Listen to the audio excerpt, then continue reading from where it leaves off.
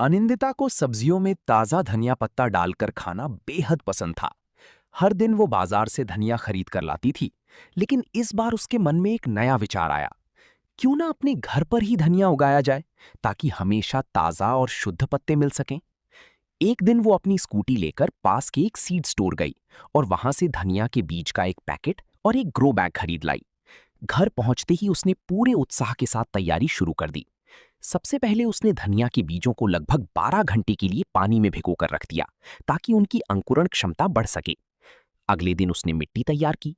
उसने बगीचे की मिट्टी, कोकोपीट और गाय के गोबर को अच्छी तरह मिलाकर एक पौष्टिक मिश्रण बनाया और उसे ग्रो बैग में भर दिया। फिर उसने भीगे हुए बीजों को पानी से निकालकर सावधानी से उस मिट्टी में बो दिया।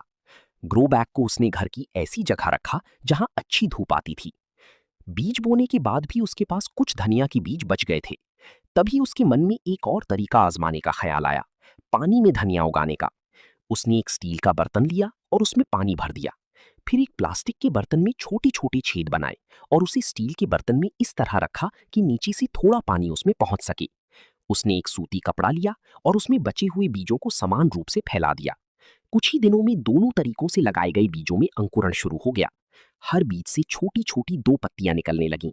ये देखकर अनिंदिता बहुत खुश हुई। पानी में उगाए गए बीज भी अच्छी तरह अंकुरित हो गए थे। समय बीतने के साथ साथ पौधे धीरे धीरे बड़े होने लगी।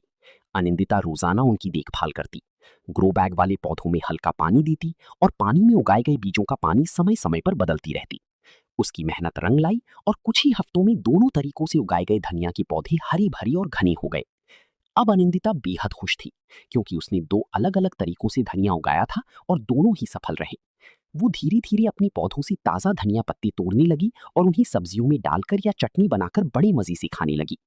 इस अनुभव ने उसे न सिर्फ ताजा और स्वादिष्ट धनिया दिया, बल्कि उसे बागवानी का एक नया शौक भी सिखा दिया। अब वो सोच रही थी कि आगे और भी सब्जियां अपने घर पर ही उगाएगी।